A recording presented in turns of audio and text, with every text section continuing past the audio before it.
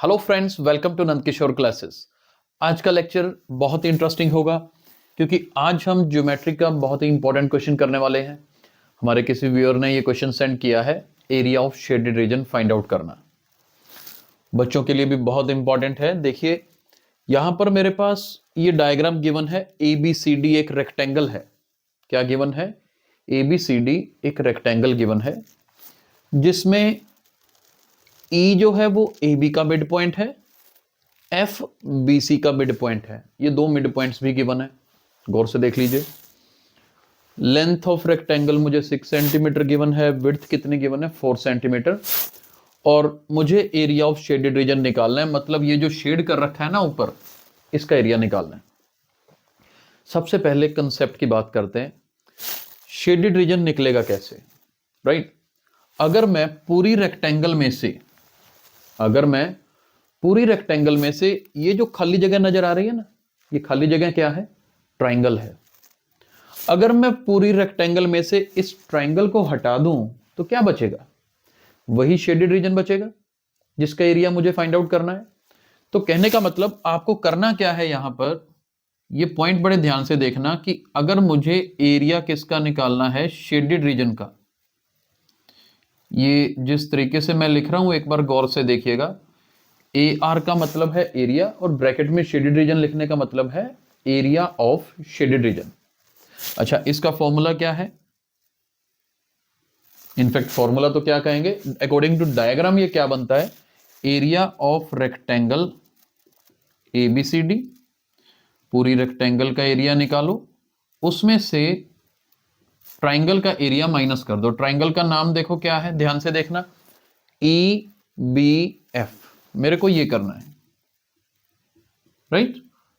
तो कुल मिला के अगर तो आपको दोनों के फॉर्मूले पता हैं, रेक्टेंगल का एरिया कैसे निकालते हैं, ट्राइंगल का कैसे निकालते हैं, फिर तो कोई दिक्कत नहीं है। मैं यहां पर इसी के नीचे फॉर्मूला एक बार लिख देता हूं कि यहां पर रेक्टेंगल का एरिया क्या होता है? लेंथ मल्टीप्लाई विड्थ, और ट्राइंगल का एरिया क्या होता है? Half times base times height, multiply करना होता है। दोनों के फॉर्मूले मैंने नीचे ही लिख दिए ताकि इसी से ही कंटिन्यू कर लें क्वेश्चंस।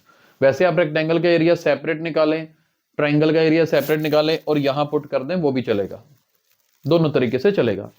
जैसे रेक्टेंगल का एरिया अब लेंथ मल्टीप्लाई विड्थ, अब रेक्टेंगल की लेंथ है AB जो कि मुझे कितनी गिवन है? 6। विड्थ कितनी गिवन है? 4। तो ये बन गया 6 मल्टीप्लाई 4। और मुझे अभी तो यहां पर लेना है ना half into base into height. तो ट्राइंगल का बेस क्या होगा? इतना इतना, ये देखो ये बेस है BE, और इधर BF क्या है? हाइट। तो ये मेरी ट्राइंगल है। मैं एक बार इसको हाईलाइट भी कर रहा हूं ताकि नजर सही से आ जाए। अब देखो ये AB पूरी लेंथ कितनी है? 6 सेंटीमीटर, और E क्या दिया हुआ है? Mid point. तो E अगर मिड पॉइंट है तो देखो जी 3 सेंटीमीटर इधर, 3 सेंटीमीटर इधर। तो मुझे ये तो पता चल गया ना कि मेरा बेस कितना है? 3 सेंटीमीटर है ट्राइंगल का।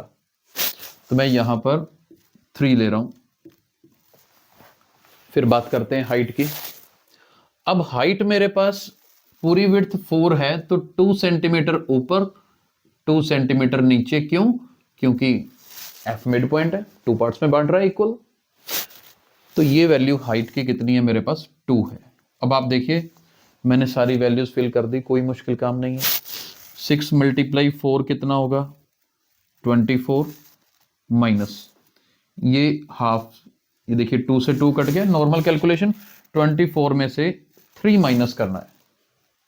24 में से 3 माइनस करेंगे तो मेरा इस क्वेश्चन का आंसर कितना आएगा? 21। और मुझे क्योंकि सेंटीमीटर में दिया है ना, तो एरिया यूनिट्स जो होते हैं सेंटीमीटर स्क्वायर्ड होता है। तो इस क्वेश्चन का आंसर कितना होगा? 21 स्क्वायर्ड सेंटीमीटर। आई होप ये क्वेश्चन समझ आया होगा। और इस क्वेश्चन को ओरली भी तो कर सकते थे, अगर मेथड आता हो तो बिल्कुल कर सकते हैं। 6 टाइम 4 24, पता लग जाता है। रेक्टेंगल का एरिया 24 है। फिर ट्राइंगल का एरिया निकालना है तो लेंथ से हाफ करना पड़ेगा, 6 की जगह 3 और ये 2, 3 मल्टीप्लाई 2 6 का हाफ किया 3, 24 में से 3 माइनस किया 21 आंसर, राइट? ओरली कर सकते हैं अगर आता हो तो। तो मैं एक काम करता हूं, अभी मैं थोड़ी सी आपको ये वैल्यूज चेंज करके दे रहा हूं।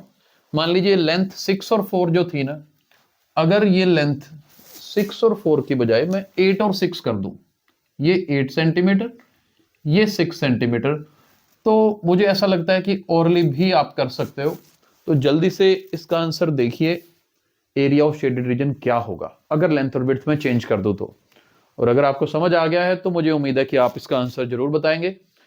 और अगर आपको लगता है कि यह वीडियो बच्चों के लिए हेल्पफुल है तो इसे लाइक भी करिए और शेयर भी करिए। Thank you so much.